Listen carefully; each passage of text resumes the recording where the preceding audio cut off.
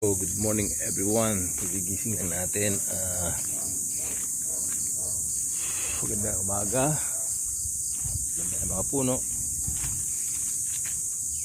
Ganda ng view. Presko. Malamig. Dito is ano ba yan?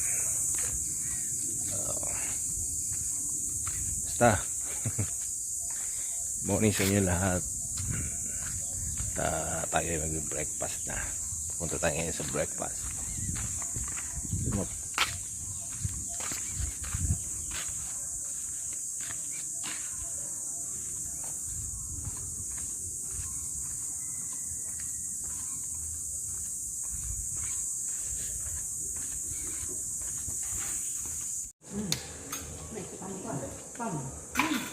Spam mo, bros? Nagkahiya mo. Oo. Nahiya. Ulam kayo kasi. Hindi na.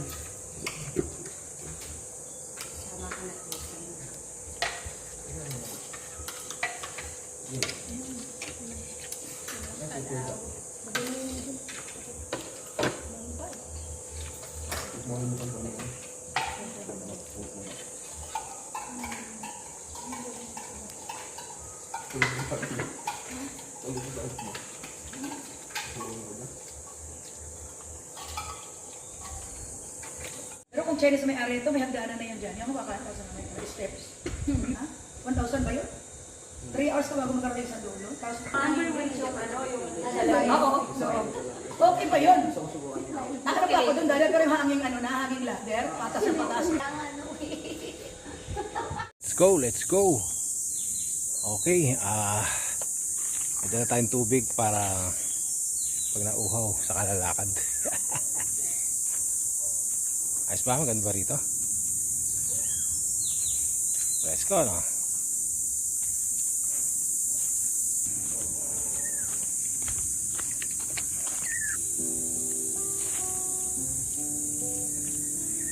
Alright.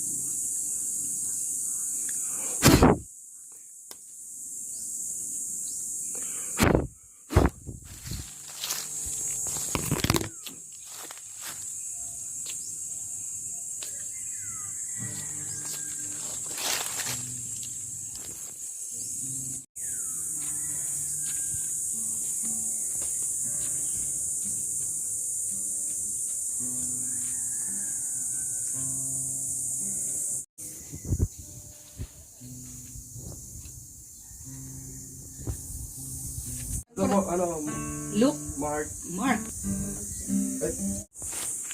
Okay, so dito tayo ngayon at dito natin kumuha ng mangga kahapon dyan. Tayo mangga, no? Ganda sa taas.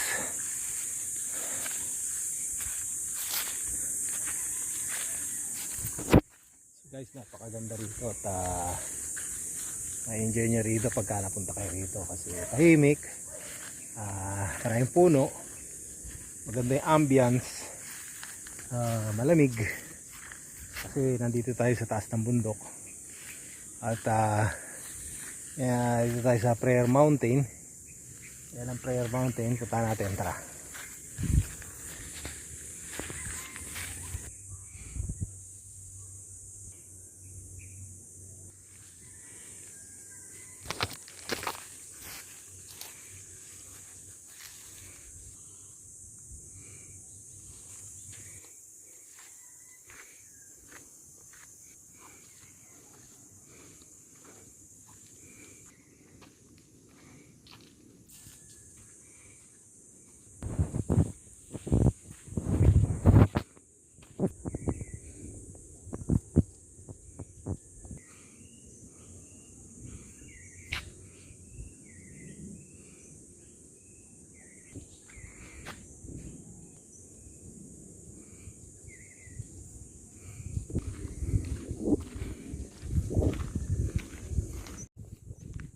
Alright.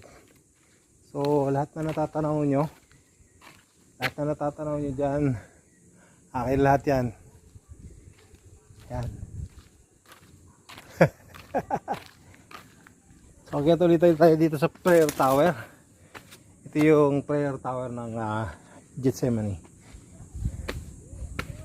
Okay. So, ito yung itsura ng prayer tower. Meron siyang ilaw. At pwede ka sumigaw dito kasi walang makikialam sa'yo dito dahil bundok at puro mga matatanaw mo katulad niyan. Yan, tanaw mo lahat ng mga kabilang bundok. Okay? Tapos may upuan dito, kung gusto mong mag-squat, kung gusto mong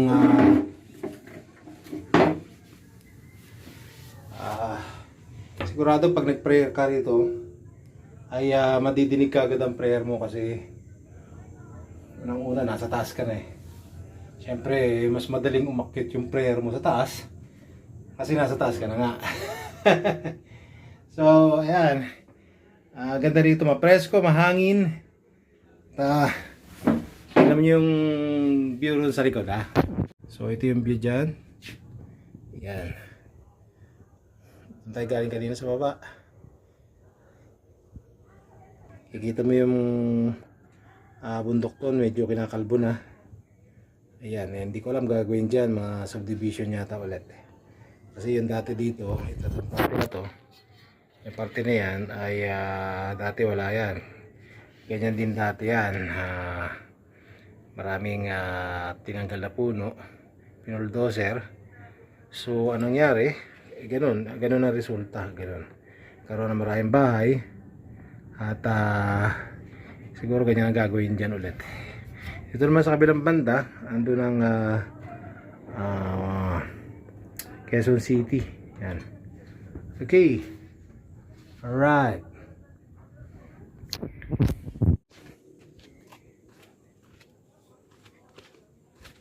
Okay, balik na tayo dun sa ating session hall.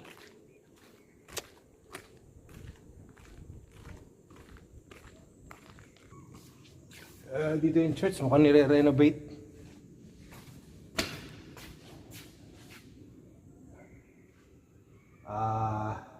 Maraming binago, no? Yung dating dekorasyon dun sa altar, wala. Siguro ay meron din pala akyatan dito. Siguro dito natutulog si Father. Father, nandiyan ka ba, Father? Father, may echo, no? So, yan. Tara na. At bababa na tayo. Mukhang wala dito si Father eh. Mukhang merong pinuntahan na ibang misa. Okay.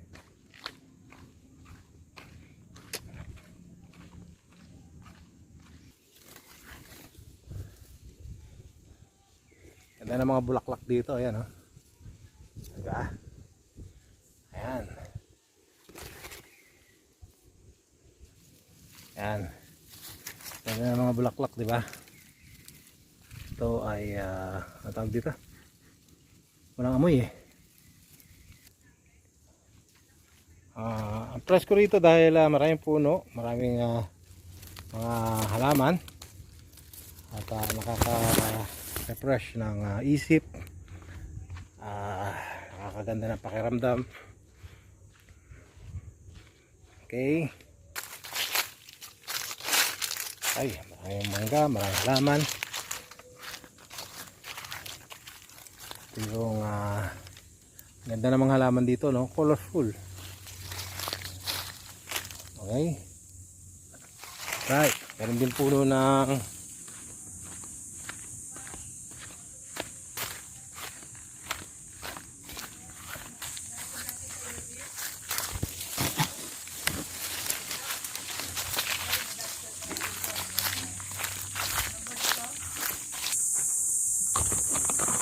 Sa mga na-receive natin, yun na lang yan, pinakalibangan.